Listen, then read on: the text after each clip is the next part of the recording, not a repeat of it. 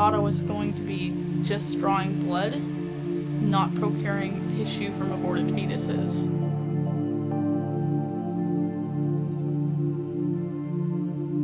They partner with Planned Parenthood and they get part of the money.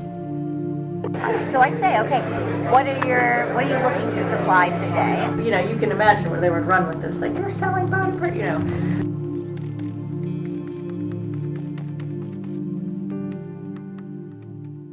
My name's Holly O'Donnell. I'm 24 and I'm a phlebotomist and an ex-procurement technician. For those who don't know what a phlebotomist is, basically you draw blood for a living. I was looking to help the public. I mean, I'm looking to make blood draws easy for children, for people. I'm very passionate about people. I find myself, I'm very humane and very sensitive. I thought I was going to be just drawing blood, not procuring tissue from aborted fetuses. I basically just went on Craigslist, typed in the word phlebotomist, lab technician, and I clicked a link to apply. It said procurement technician. I went to the website, it said STEM Express, and apply now. I applied. It was really short. It wasn't even an application. It was your name, your phone number.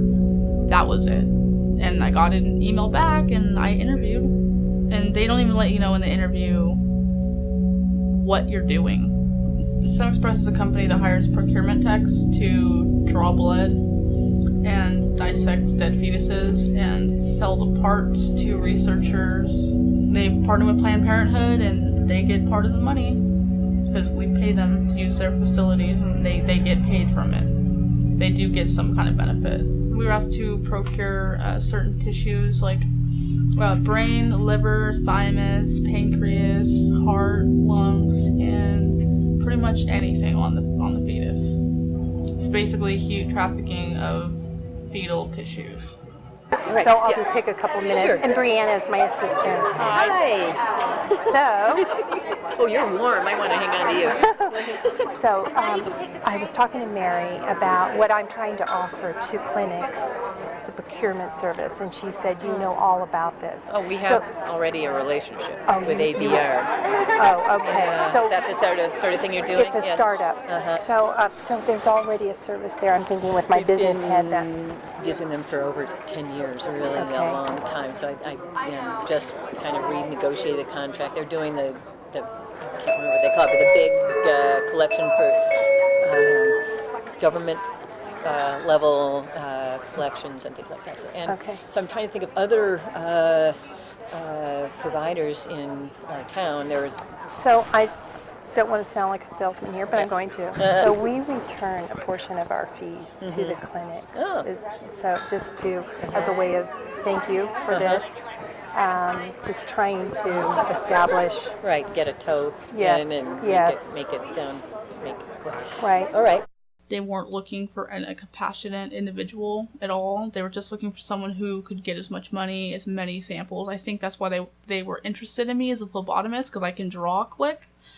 So I think that they looked at that and they wanted someone who could get the numbers up. The owner, Kate Dyer, she used to be a procurement tech, and then she went and started her own business. And now she's making a lot of money based off the poor girls who half the time don't even want to get abortions. It's a pretty sick company. Okay, so I'd like, what would you expect for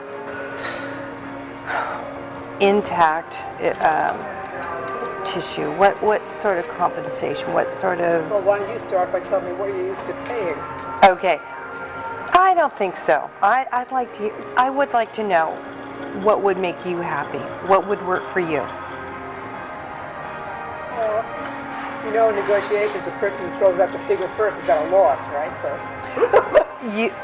No, I don't look at it that way. I know you want to play that game. I get it, but I want lowball because I'm used to low things from. You know what? If you lowball, I'll act pleasantly surprised, and you'll know it's a lowball. Okay. What I want to know is what would work for you. Don't lowball it. Okay. Tell me what you really. $75 a specimen.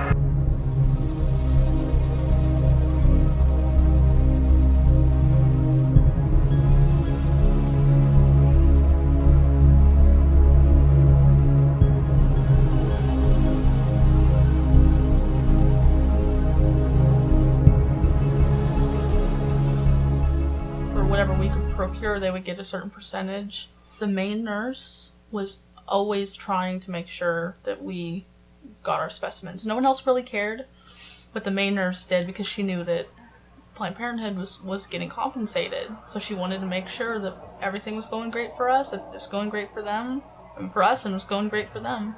And are we agreed that $100 would keep you happy? Well, let me agree to find out from other affiliates in California what they're getting. And if they're getting substantially more, then we can discuss it again. Yes. And if this is in the ballpark, then that's fine. If it's still low, then we can talk about it. I want a Lamborghini.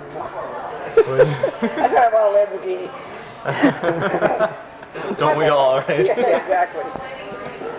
There was one instance where I know that one of the girls was working at the clinic, and she was anti-abortion, but I'm not sure why she was working there. And she knew that I communicated with the staff, like, I need this specimen so I can get this, and there were times where she would always get rid of it before I could. And I would always ask her, I'm like, hey, I just told you I needed that. And she's like, oh, I forgot. And she did it on purpose all the time. And I went to the manager, I'm like, hey, this girl keeps throwing away my specimen. She's like, oh, let me talk to her. And I remember her talking, she's like, we need them here, like, you need to let them have their specimens. But she was pretty adamant about it. She was trying to tell the staff, like, you need to listen to the text, like, you know, Planned Parenthood needs compensation. The harder and the more valuable the tissue, the more money you get.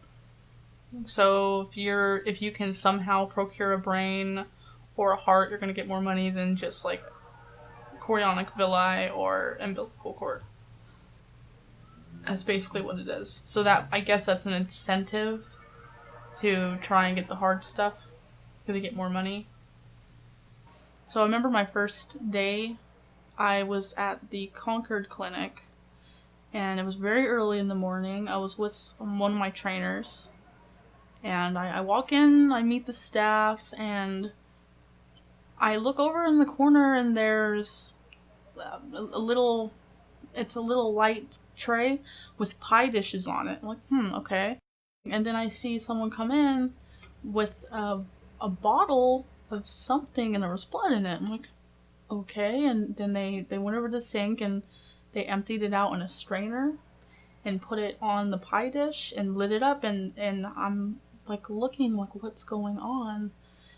And my trainer comes over, and she puts on gloves, and she grabs some tweezers, and she's picking the parts away from the vaginal tissue. And I've never had anxiety before this at all. So I'm looking, and I don't know what's going on. I had no idea this was what was going to be happening, especially my first day. And she has tweezers, and she's like, okay, well, this is the head, this is the arm, this is a leg. And she hands them over. She's like, oh, here you go. Can you show me some of the parts I just showed you? And I grabbed the tweezers. I'm like, because I didn't want to lose this job. I didn't know. I was already stoked to get it. So I did what she said. And the moment I took the tweezers, I put them in the dish. And I remember grabbing a leg, and I said, this is a leg. And the moment I picked it up, I could just feel, like, death and pain. Like, I've never felt that before. Like, shoot up through my body. And I blacked out, basically. They got the smelling salt. I woke up in the recovery room, and looking around, I was really embarrassed, who faints to their first job. And when nurses looks at me, it's like, oh, you're new, huh? I'm like, yeah, don't worry, it still happens to a bunch of us. I'm like, really? It's like, yeah, some of us don't ever get over it. And I remember leaving that day, like, what have I got myself into? So would you call that intact? These are intact kidneys, okay. yes. If somebody needed... Because if I looked at that, I'd be like, that's good to go. Oh, yeah. That's like 21. Yeah. 5 stars. Yeah, you could start a neural cell culture from this neural tissue right here. Like, would someone want that? This? Yeah. Any Yeah, of this? yeah. Oh, yeah. Yeah, someone would definitely... So even at 11 weeks, even though it's really early, because I know that's when we talked about This is neural tissue that people could take and look, and you see how it's still connected through the spinal cord back there. If you we just send that all together, and they pick it out? Or you could actually, yeah. Yeah, some people prefer that actually because it keeps it a little more protected. Yeah. That 11.6 was pretty good. There was there was like 3 or 4 samples we could have taken out of the 11.6, so that would be if we were doing like 50 to 75 per specimen, that would be like 200, 300, right? And we'd be comfortable with that. But like so it's like stuff like this, like we don't want to do like just a flat fee of like 200 and then it's like No, and I think the per item thing works a little better just because we can see how much we can get out of it. It's really just about if anyone were ever to ask them, well, what do you do for this $60? How can you justify that? Or are you basically just doing something completely egregious that you should be doing for free? I think for affiliates, the end of the day, they're a nonprofit. They just don't want to. They want to break even, and if they can do a little better than break even and do so in a way that seems reasonable, they're happy to do it.